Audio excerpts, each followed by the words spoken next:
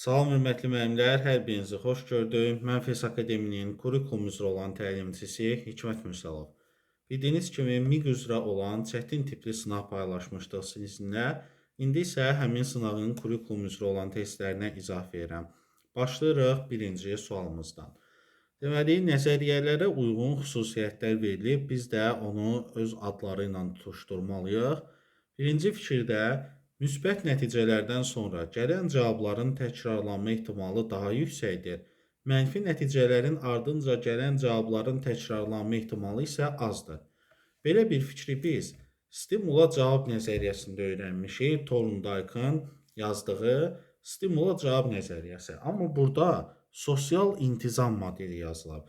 Görürük ki, düz gəlmir. Yanında da doğru yazılıb, amma yanlışdır. Çünki bu fikirləri sosial intizam modelində görməmişik biz. Biri cavabdan atırıq.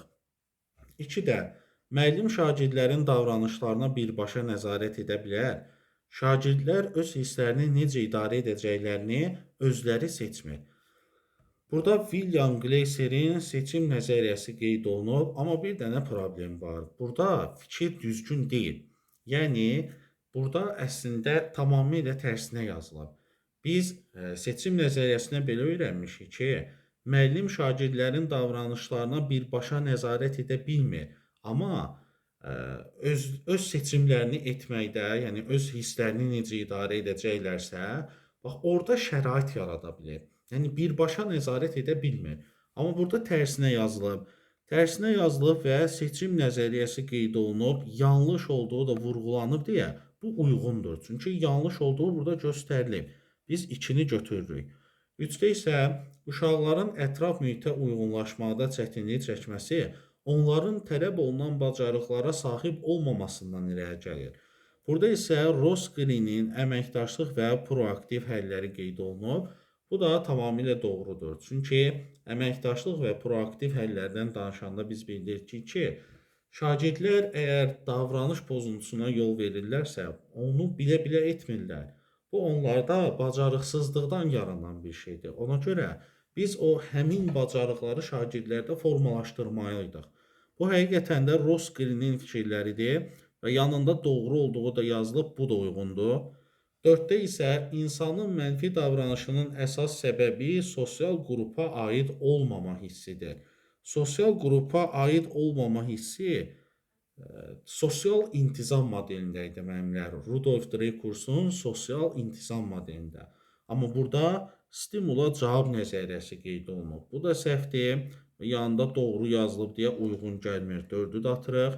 2 ilə 3 olur bizim cavabımız, yəni D variantı. Növbəti suala baxırıq.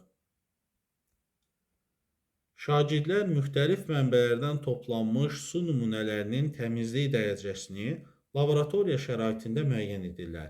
Bu tapşırıq şagirddə idrak taksonomiyasının hansı mərhələsini və biliyin hansı növünü inkişaf etdirir. Hər nə qədər burada müəyyən etmək, müəyyən edirlər, belə bir feil yazılsa da, bilirik ki, bu feil çox vaxt anlamaq mərhələsinin açar sözü olur. Amma hazırda şagirdlər laboratoriya şəraitində öyrəndiklərini tətbiq edirlər. Yəni, suyun təmizlik dərəcəsini laboratoriya şəraitində müəyyən eləmək üçün mən onun ardıcıllığını, üsulunu bilməliyəm. Bu haqda biliklərimi sanki tətbiq edəcəm. Ona görə düzgün cavab olur tətbiq etmə mərhələsi və prosedural bilik. Həqiqətən də sualı beyində təsəvvür eləsəniz, laboratoriyada bunun öhdəsindən gəlmək üçün siz bir ardıcıllıqdan, bir prosesdən keçəcəksiniz və bu haqda bildiklərinizi tətbiq eləmiş olacaqsınız. Düzgün cavab olur B variantı. Növbəti sualımız cədvələ əsasən uyğunluğu müəyyən edir. Analoji düşünmə insanın kompleks problemləri daha düzgün təhlil etməsinə və effektiv qərarlar verməsinə kömək edir.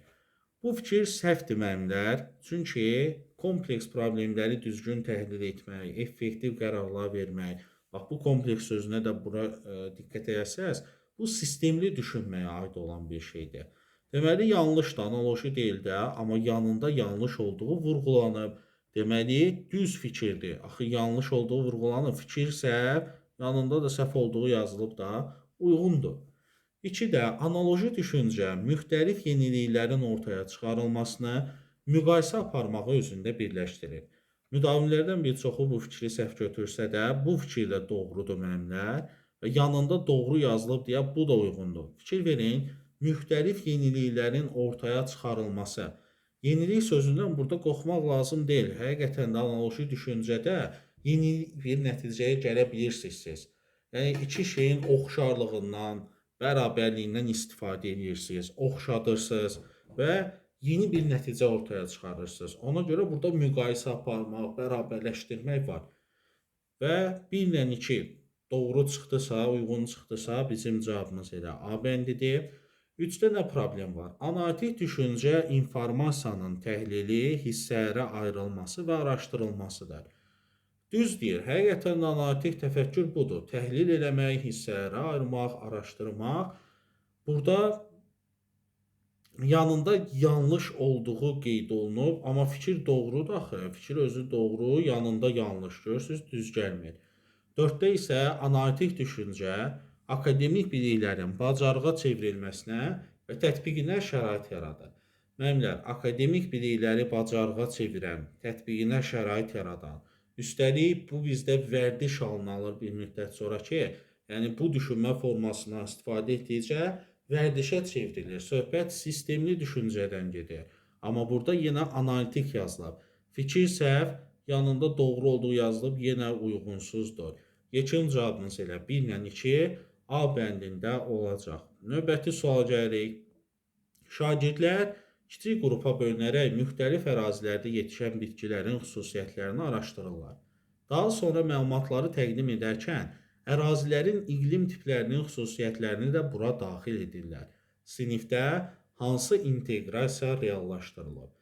Əminik ki, burada fənlər arası inteqrasiya var, çünki bitkilərdən söhbət gedir və daha sonra iqlim tiplərini araşdırırıq. Yəni iki fən arasında mütləq burada bir əlaqə var. Yaxşı, bəs daha artığı varmı? Kimsə fən üstü inteqrasiyadan şübhələnirsə, bunu götürmək lazım deyil. Çünki biz bildirdik ki, müəllimlər, fən üstü inteqrasiyada şagird həqiqətən real həyati bacarıqlarını tətbiq eləməlidir. Yəni ya təsəvvüründə həmin bacarıqlara görə canlandırır, ya da tətbiq eləyir. Amma burada nə olsun ki, bitkidən söhbət gedir, iqlimdən, təbiətdən söhbət gedir. Yəni bu mövzunun öz içərisindədir də. Mən ayrıca həyatla əlaqələndirməmişəm ki. Ona görə yalnız fənlər arası inteqrasiya. Düzgün cavabımız C bəndi olacaq. Gəlirik 45-ci sualımıza. Uyğunluğu müəyyən edin. İş üsullarıdır və 4 ədəd üsul verilib. Sokrat dialoqu, insert, qızıl dairə və klaster. Bir xüsusiyyətlərə baxaq. Şagirdin ilkin biliklərini üzə çıxarmaq üçün öyrənilənləri sistemləşdirmək, ümumləşdirmə aparmaq məqsədi ilə istifadə edilən üsuldur. İlkin bilikləri ortaya çıxarmaq müəllimlər, yəni diaqnostik qiymətləndirmədə istifadə oluna bilir. Siz biliklərinizi sistemləşdirirsiniz. Bunlar hamısı klaster üsuluna aiddir. Çünki siz hər hansısa sözü orada izah edirsiniz, anlayışı orada izah edirsiniz. Bilikləriniz aktivləşir burada. 4-də A-nı yazırıq. Bu üsulun tətbiqində müzakirəni davam etdirmək üçün açıq suallar verilsə də, sonda müzakirəni tamamlamaq üçün bir neçə qapalı sual verilir. Təbii ki, bu Sokrat dialoqu olacaq. Çünki açıq suallar verilir müzakirəni başlatmaq üçün və sonda yekunlaşdırmaq üçün qapalı sual. Bunlar Sokrat dialoqunda qeyd olunub. 1-ə də B yazırıq. Şagirdlərin mütaliə bacarıqlarını inkişaf etdirir. Yəni şagirdlər öz oxuyub anlama bacarıqlarını dəyərləndirirlər burada. Bu insert üsuludur mütləq. C-ni 2-yə yazırıq və son olaraq bu üsul şagirdlərə ideyalarını qruplaşdırmaq, kommunikasiya məzmununun strukturunu qurmaq üçün səmərəli üsuldur və bu baxımdan bu üsul ünsiyyətə əsaslanır. Biz də demişik ki, ünsiyyət texnikasıdır. Bəli, müzakirə üsuludur, söhbət gedir qızıl dairə üsulundan, qızıl dairə və yaxud 3N. Yekun cavabımız 1-də B, 2-də C, 3-də D, 4-də A. Elə A bəndində qeyd olunub. Gəldik 46-cı sualımıza. Deyir ki, Samir müəllim dərs müddətində şagirdlərin arasında münasibətlərin yaxşı olmadığını görür. Müəllim bu problemlə bağlı hansı fəaliyyəti yerinə yetirsə müsbət nəticə əldə etməz. Baxın müəllimlər, Müşahidə elədiyi müdavimlərdən bəziləri ilə burada müsbət sözünü görən kimi düşüb aşağıda müsbət bir cavab axtarır. Amma sualı axıra qədər oxumaq lazımdır. Deyir ki, müsbət nəticə əldə etməz. Səhv olanı axtarırsınız ya da bizə müsbət təsir verməyəni. Müəllim şagirdlərlə müzakirə təşkil edə bilər. Onlar da münasibətlər yaxşı deyilsə, biz müzakirə təşkil edib bu münasibətləri bir daha gözdən keçirə bilərik. Müəllim şagirdlər üçün ortaq dəyərlərin yaradılması üsulundan istifadə edir. Biz bu üsulu sinfin effektiv idarə olunmasında keçmişik və bilirik ki, münasibətləri yaxşılaşdırması üçün əla bir şeydir. C bəndi müəllim şagirdlərdə emosional intellekti inkişaf etdirmək üçün müxtəlif fəaliyyətlər planlayır. Bu da doğru, çünki müəllimlər şagirdlərimizdə emosional intellekt nə qədər yüksək olarsa, bu münasibət pozuntuları demək olar ki, yaşanmayacaq. D bəndi müəllim şagirdlərdə müstəqil öyrənmə bacarığını inkişaf etdirmək üçün şagirdləri araşdırma işinə cəlb edə bilər.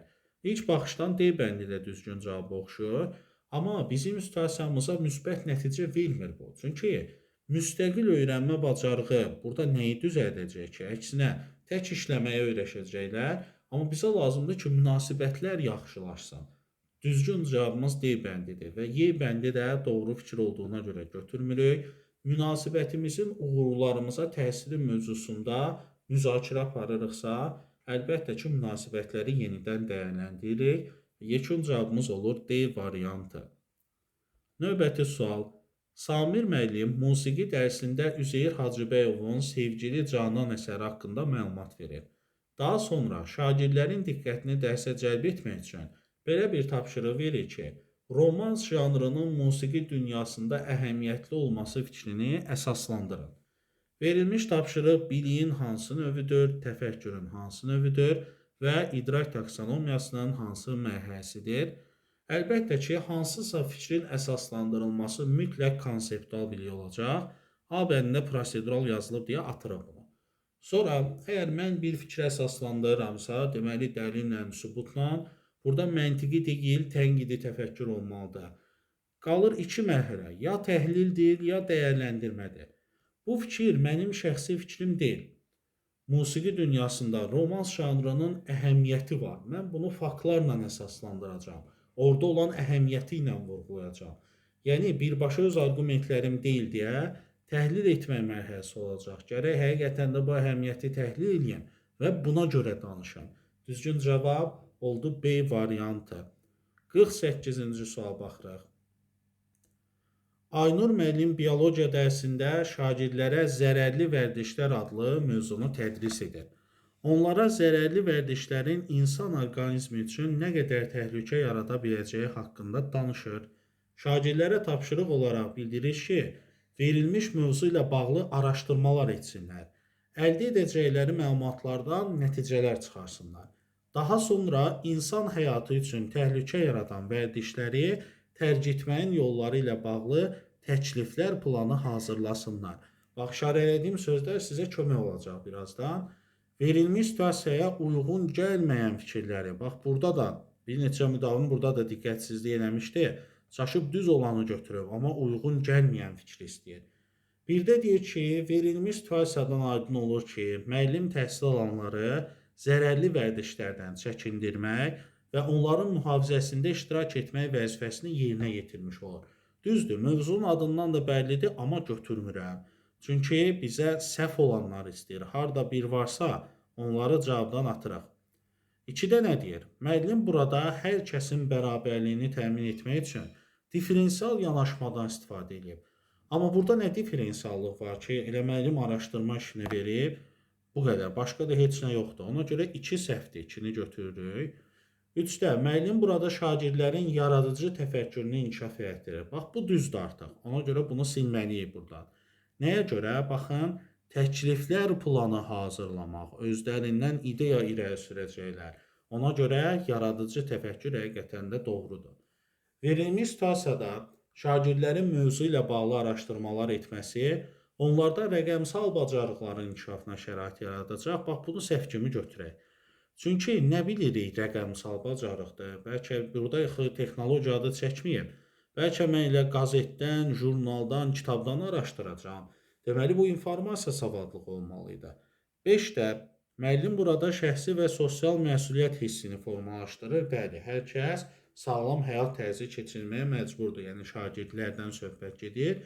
Bu vəzifə olduğuna görə şəxsi və sosial məsuliyyətdir. Bu doğrudur, amma götürmürəm. Səhv olanlar lazımdır deyə altını artıq götürməliyik. Verilmiş situasiyada müəllim şagirdlərə bu cür fəaliyyətlər verməklə onlarda demokratiya və insan hüquqlarına hörmət səriştəsi, amma aidiyyatı yoxdur. Demokratiyalıq nə var burada? 2, 4, 6 düzgün olan cavabımız B variantı. Növbəti suala baxırıq. Sinifin idarə edilməsi ilə bağlı uyğunsuzluğu müəyyən edin. Müəllim şagirdlərə prosedurları öyrətməkdə israrlı olmalıdır. Doğrudur müəllimlər. Çünki bir dəfə öyrədərsən olmaz, 2 dəfə eləyərsən alınmaz, israrlı olmaq lazımdır. Müəllim sinif qaydalarını şagirdlərlə birlikdə müzakirə etməlidir ki, şagirdlər sinifdəki davranış sərhədlərini müəyyənləşdirmək üçün qaydaların qoyulduğunu başa düşsünlər. Bu da doğrudur. Qaydaları birlikdə müzakirə etmək interaktiv təlimdə var. Şagird yönümlü bir şeydir. C bəndi. Prosedurlar şagirdlərin nəyə əməl etməli olduqlarını, şagirdin hansı davranışları nümayiş etdirərkən nə əldə edəcəyini özündə əks etdirən bir prosesdir. Nə qədər doğru fikrə bənzəsə də, elə səhv olan C bəndi olacaq müəllimlər. Çünki nəyə əməl edək? Bu prosesin sonunda bizi nə gözləyir, nə əldə edərik? Bu qayda olmalıdır. Qaydanın nəticələri olur həmişə. Ya müsbət nəticə əldə edirsən, qaydaya əməl edirsənsə, ya da tərsinə. Amma burada prosedur yazır. Prosedur ardıcıllıqdır. Cavabımız olur C bəndi. D bəndi isə doğru fikirdir. Şagirdlərə müəllim olmadan da baş vermiş konfliktlərin özlərinin həll edə bilmələri üçün mümkün həll yollarından ibarət seçim çarxı da təklif etmək olar. Bəli, bax, konfliktləri həll eləmək sırf müəllim olanda olmayacaq ki, bu da sinifin effektiv idarə olunmasında var idi. Və Y bəndi sinifin idarə edilməsi həm qayda, həm də prosedurlar şagirdlərdən gözlənilən davranışı özündə əks etdirir. Qaydalar ümumi davranışla bağlı olduğu halda prosedurlar müəyyən fəaliyyətin həyata keçirilmə ardıcıllığı ilə aid olur. Hamısı doğru. C bəndi isə səhv cavabımız idi. Növbəti suala gəlirik, 50-ci sual. Deyir ki, texnologiya dərsində müəllim şagirdlərə aplikasiyanın işlənmə texnologiyasını izah edir. Daha sonra müəllim şagirdlərin mövzunu nə dərəcədə anladıqlarını yoxlamaq üçün onları cütlərə ayıraraq ziqzaq şəkilli tikiş vasitəsilə parça üzərində aplikasiya hazırlamağı tapşırır. Lakin Aydan ilə Leyla arasında tənəffüs zamanı anlaşılmazlıq yaranıb, onlar verilmiş tapşırıqdan imtina ediblər. Verilmiş situasiyada müəllimin atacağı hansı addım bu problemin həllinə şərait yaratmaz? Yaratmaz deyir, yenə səhv olan götürməliyik biz. Aradakı münasibəti idarə etmək üçün onlara bu kimi suallar veririk. Sən sinif yoldaşının haqlı olduğuna inandıra bildinmi? Sona kimi dinlədinizmi bir-birinizi? Doğrudur, emosional intellekti formalaşdırmaq üçün aradakı münasibəti düzəltmək üçün belə suallar veririk. B bəndi, müəllim həmin şagirdlərin bir-birinə olan münasibətini aradan qaldırmaq üçün dərsdən sonra hisslərini müəyyən etməyə kömək edən suallar verir. Bu da var emosional intellektdə, doğrudur. Şagirdlər arasında konflikti həll etmək üçün buzqıran strategiyası təşkil olunacaq. Bu da doğrudur müəllimlər, çünki belə deyək də, buzqıran strategiyalarını sinifin effektiv idarə olunmasında danışmışıq. Bu aradakı soyuqluğu götürür, şagirdlər bir-birlərini yaxşı tanıyırlar və beləliklə bu problemlər daha az baş verir. Ona görə bu da doğrudur. Amma D bəndinə baxın, yaranmış problemi həll etmək üçün müəllim hər iki şagirdə cəlbedici tapşırıqlar verərək onların yenidən birlikdə fəaliyyətlərinə şərait yaradır. Baxın, Y bəndində də var bu empatiya formalaşdırmaq. Hamısı münasibətə əsaslanır, amma D bəndi deyir ki, təzədən tapşırıq verəcəksən. Axı bu bizim problemimizi həll eləmir. Təzədən tapşırıq verməkdənsə münasibətə əsaslanan bir üsuldan istifadə etmək lazımdır. Ona görə D bəndi burada səhvdir. 51-ci sual baxırıq. Yanlış fikri müəyyənləşdirin. Şagird yönümlü təlimdə müəllim informasiyanı hazır şəkildə vermir, onları öyrənməyə sövq edir, problemi səmərəli həll etməyə yönəldir. Bir sözlə, tənqidi düşünmə və metakognitiv bacarıqlar formalaşdırır. Hamısı doğrudur, hamısı da interaktiv təlimdə var, özü də əsas məqsədlərdən biridir. Şagird yönümlü təlimdə müəllimin funksiyası şagirdləri qloballaşan dünyanın tələblərinə uyğun şəkildə yetişdirməsidir. Bu da doğrudur. Müasir dövrün sizdə müəyyən bacarıqları var ki, interaktiv təlim məhz onları formalaşdırmaq üçündür. C bəndi sinifdə qarşılıqlı müzakirə bacarığını formalaşdırmaq üçün akvarium, Sokrat dialoqu, müzakirə xəritəsi və ziqzaq üsullarından istifadə olunacaq. Doğrudur, hamısı elə müzakirə üsuludur. D bəndi isə müəllim şagirdlərdə əməkdaşlıq bacarıqlarını düzgün inkişaf etdirmək üçün onları qiymətləndirmə meyarları ilə tanış etməlidir. Doğrudur müəllimlər, planlı şəkildə etsək, bax bu doğrudur. Və qalır Y bəndi. Müəllim şagirdlərin fəaliyyətlərini düzgün istiqamətləndirmək üçün proses zamanı hər an müdaxilələr edərək onların fəaliyyətlərini yönləndirməlidir. Hər an müdaxilə eləmək başqa şeydir, zamanında düzgün müdaxilə eləmək başqa şeydir.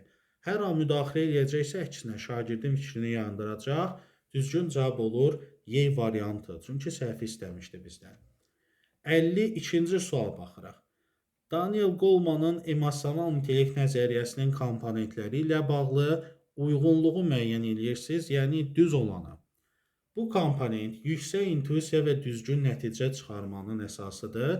Yəni, dərk edirsən özünü, nəticə çıxarırsan. Amma özünü idarə etmə yazılır. Özünü dərk olmalıydı. A bəndini atırıq. Bu komponent müəyyən hissin nə vaxt, hansı təsir altında və nə dərəcədə güclü surətdə üzə çıxmasından, keçirdiyimiz hisslərin davranışımızda necə əks olunmasından xəbərdar olmaqdır. Bax, görürsünüz, yenə özümüz, hisslərimiz haqqında xəbərdar olmaq. Özünü dərk olmalıydı, amma yenə özünü idarə etmə yazılıb. B bəndi də səhvdir.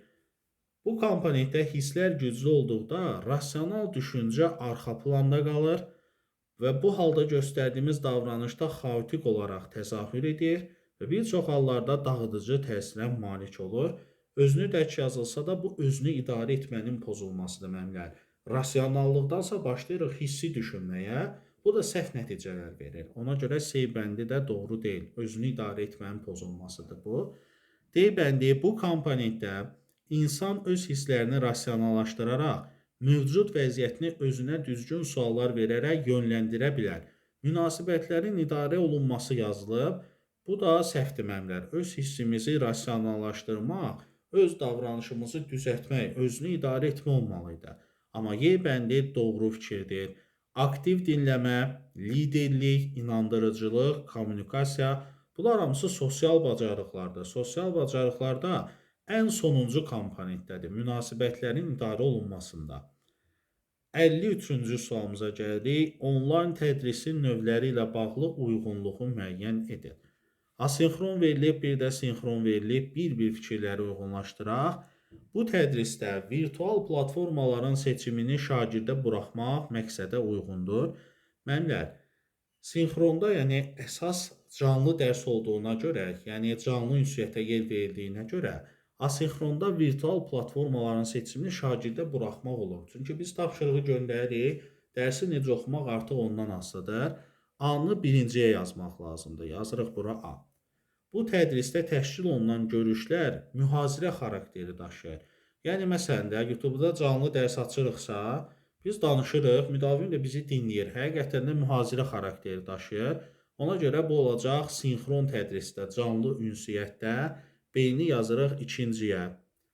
Onlayn müzakirələr onlayn forumlarla həyata keçirilə bilər.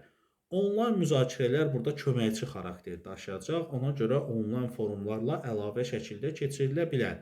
C-ni birinciyə, yəni asinxrona yazırıq ki, arada bundan istifadə edirsən, həmişə deyil.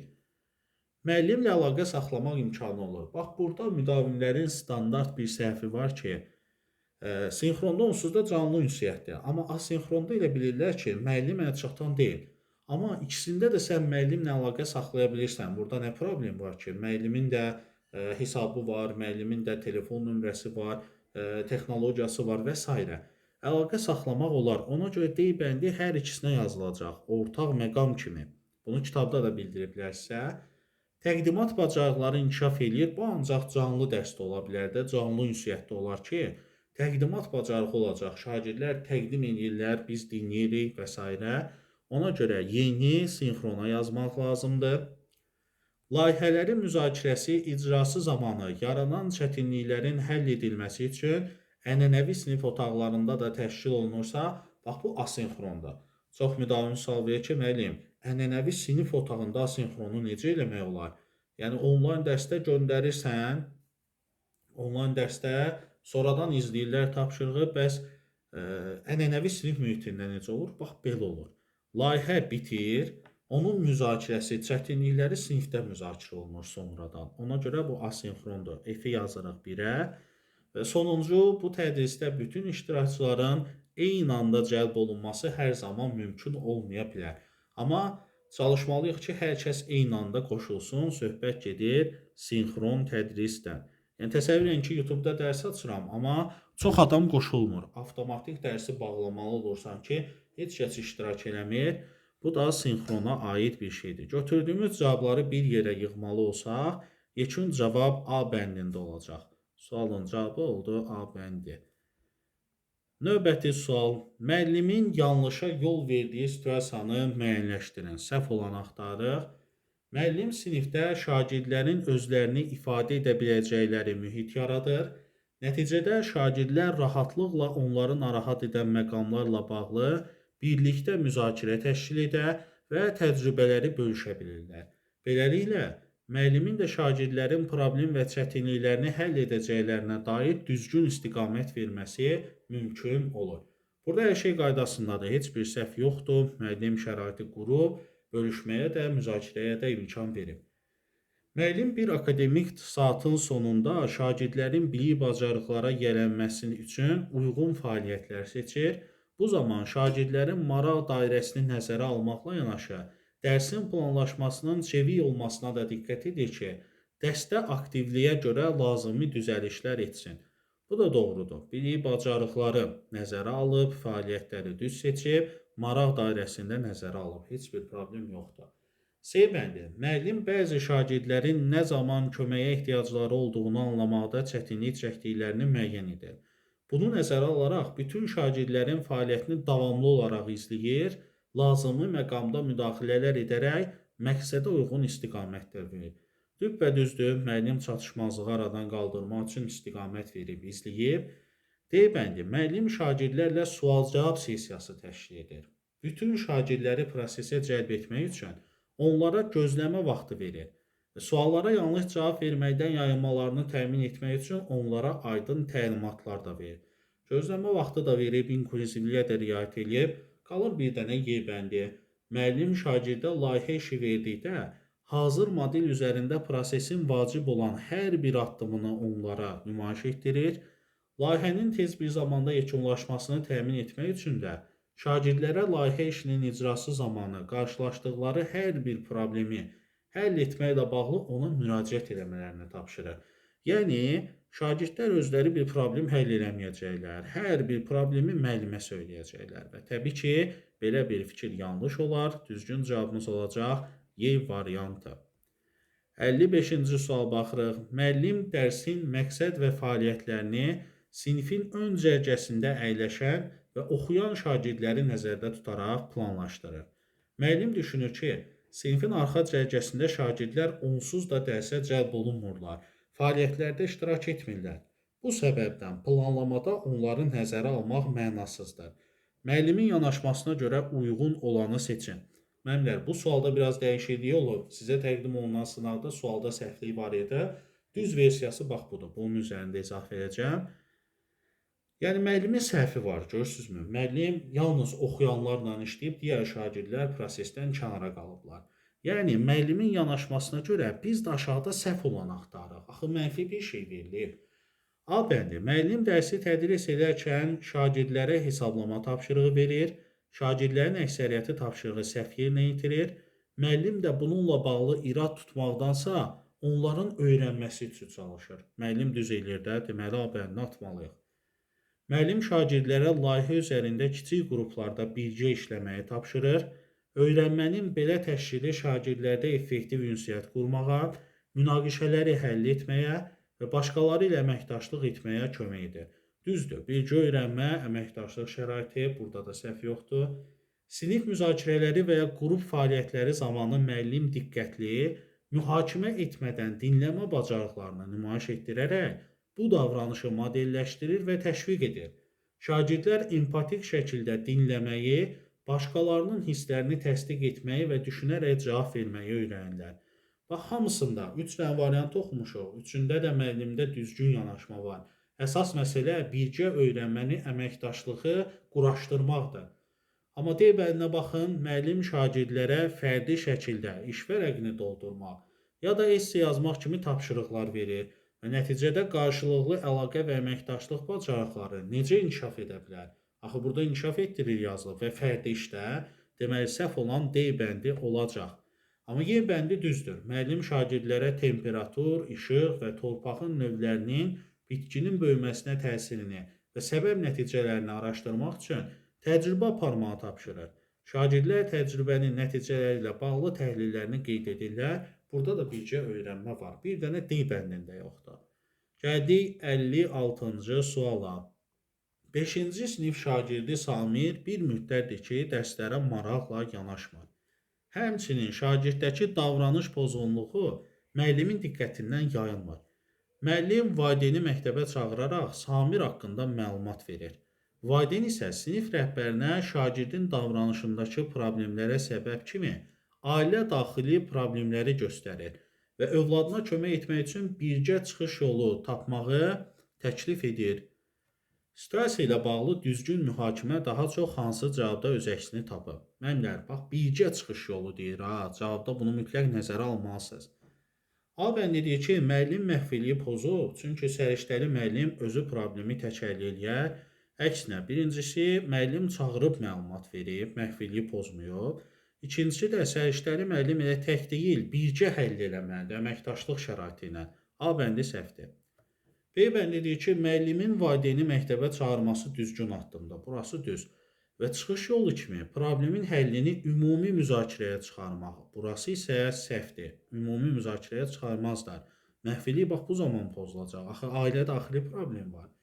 Situasiya göstərir ki, müəllim fəaliyyətin stimullaşdırılması tələbini pozub, müəllim mütəmadi olaraq şagirdə tövsiyə və məsləhət verərək bu problemi həll edə bilərdi. Amma görürük ki, məsələ böyüdür, məsələ ailə daxili problemdir, təkcə stimullaşdırma bəs eləmir. Deməli, C bəndi də doğru cavab deyil. Şagirdə qayğı ilə yanaşdığı üçün bu situasiyanı uğurlu hesab etmək olar, burası düz. Müəllim pedaqoji prosesin tamlığını deyir ki, yerinə yetirib. Amma tamlıqla bir əlaqəsi yoxdur müəllimlər. D bəndində atırıq və Y bəndi müəllim və valideyn dərhal problemin həllinə çalışmamalı, şagirdi barədə lazım gələrsə psixoloqa dəstəyindən istifadə etməlidirlər. Baxın, birgə əməkdaşlıq burada oldu. Müəllim, valideyn və psixoloq əməkdaşlığı. Düzgün cavab olacaq Y variantında. Problemli şagirddən söhbət gedir. Tamlıq niyə? İnklüziv desəydə ayrı məsələ. 57. Müəllim öyrədərək öyrənirik layihəsində şagirdlərin bir-birindən öyrənməsini təmin edir. Yaxşı oxuyan şagirdləri sinif yoldaşlarına kömək etməyə həvəsləndirir. Dərsləri gec mənimsəyən şagirdlərin hər birini yaxşı oxuyan şagirdlərə yönəldir və oxuyan cütlər qrupu yaradır. Verilmiş situasiya ilə bağlı yanlış olan fikri müəyyən edirsiniz. Müəllim şagirdlərində əməkdaşlıq bacarığını formalaşdırır və birgə öyrənməni təmin etmək istəyir. Düzdür də, qruplar yaradıb, yəni yardımlaşma şəraiti qrup burada. B bəndi, müəllimin addımını uğurlu hesab etmək olar. Hər bir şagird öyrəndiyi məlumatı sinif yoldaşlarına öyrətdikdə daha yaxşı yadda qalacaq həm də. Yəni bu həm güclü şagirdlər üçün yaxşıdır, həm zəiflər üçün. B bəndi də doğrudur. Müəllimin bu prosesdə öyrədən şagirdi tərifləməsi onun daxili motivasiyasını artıracaq və şagirddə özünə inam hissi formalaşacaq. Bax, səhv olan buydu müəllimlər. Tərifləmək niyə? Yəni, rəyin verilməsində biz demişik ki, heç tərifləmək də lazım deyil də. Gördüyü işi vurğulayacaqsan. Səhvi düzü nədirsə onu vurğulayacaqsan. Yoxsa tərifləməklə daxili motivasiyanı artırsam, səhv yönləndirə də bilərəm. Tərifləyim ki, sən güclüsən, sən beləsən, bu səhvdir. Deyib müəllimin bu addımı ünsiyyət prosesində geri qalan şagirdlər üçün də effektiv vasitədir, düzdür? Vygotskyinin sosial inkişaf nəzəriyyəsinə görə müəllim şagirdləri əməkdaşlığa cəlb edib, doğrudur. Bir dənə səhv olan C variantı idi burada. 58-ci sualımız. Gündəlik planlaşdırma haqqında verilənlərdən biri yanlışdır. Ölçülən, qiymətləndirilən bilik bacarıqlar planda göstərilən təlim nəticələri ilə eyni olmalıdır. Yəni, uyğunluq və validlik. Nə öyrədəcəksənsə, onu ölçməlisən. A bəndi doğrudur. Qiymətləndirmə və təlim fəaliyyəti təlim nəticələrinə uyğun həyata keçirilir, doğrudur. Çünki təlim nəticəsi bizim birinci çıxardığımız anlayışdır. Hər şeyi oradan çıxarırıq. B bəndi də doğrudur. Təlim fəaliyyəti dərsin son məqsədi deyil, ona çatmaq üçün həyata keçirilən vasitələrdir, atılan addımlardır. Bu da doğrudur. Dərsin son məqsədi təlim nəticəsidir, təlim fəaliyyəti deyil. D bəndi isə təlim nəticəsi müəllim dərsin məqsədinə çatıb-çatmadığını, şagirdlərin təlim nəticələrinə nail olub-olmadığını, nə ilə və necə ölçə biləcəyini qeyd edir. Amma biz həmişə demişik ki, ölçmə işinə qiymətləndirmə baxır, təlim nəticəsi deyil. Ölçürsənsə, təlim nəticəsinə nə dərəcədə nail olmusan, çatmısan, çatmamısan, bunu qiymətlə bilənlər, təlim nəticəsi ilə deyil. Səhv olan cavab oldu D bəndi və Y bəndi də doğruydu. Gündəlik planlama hazırlayarkən ilk öncə bir dərs üçün təlim nəticəsi müəyyənləşdirilir. Gəldik 59-cu sualımıza. Hansı fikir doğrudur? Formativ qiymətləndirmə şagirdin təlim nailiyyətinin müəyyənləşdirilməsinə xidmət edir. Müəllimlər, təlim nailiyyətini sonda ölçərlər. Bu summativdir, formativ deyil. Qiymətləndirmə meyarları ümumi bacarığa yönləndiyindən təlim nəticələrinə uyğunlaşdırılmaya bilər. Bu da səhvdir. Qiymətləndirmə meyarları həmişə ilə təlim nəticəsinə uyğunlaşdırılmalıdır.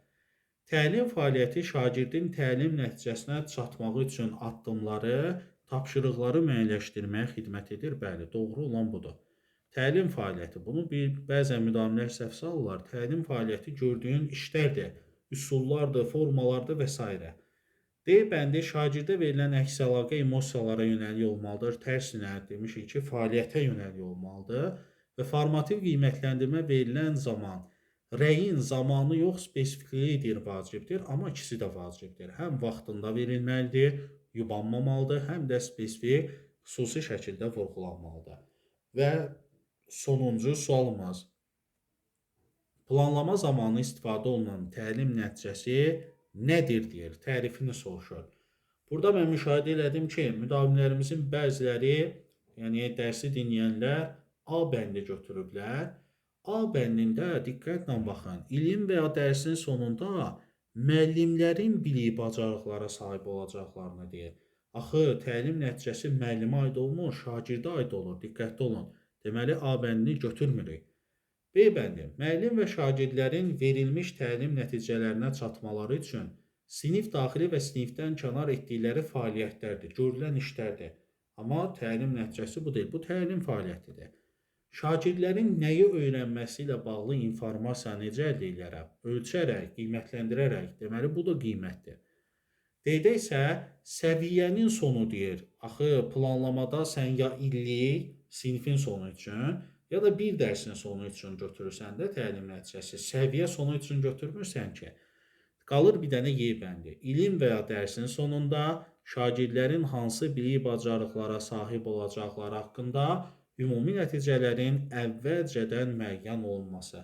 Və mən həmişə demişəm ki, kurikulumun, fən kurikulumlarının terminlərini səhv salırsınızsa, bilin ki, əvvəlcədən müəyyən elədiyimiz bir də anlayış var, o da təlim nəticəsidir. Qalan hər şey yazılıdır. Bax, hər bir fənnin hazır şəkildə məzmun xəttləri var. Hər bir fən üçün dövlət alt standartları müəyyən eləyib, əsas, yəni ümumi desək, məzmun standartları müəyyən eləyib. Amma bir dənə mənim əvvəlcədən müəyyən eləyəcəyim bir dənə şey var, o da təlim nəticəsidir.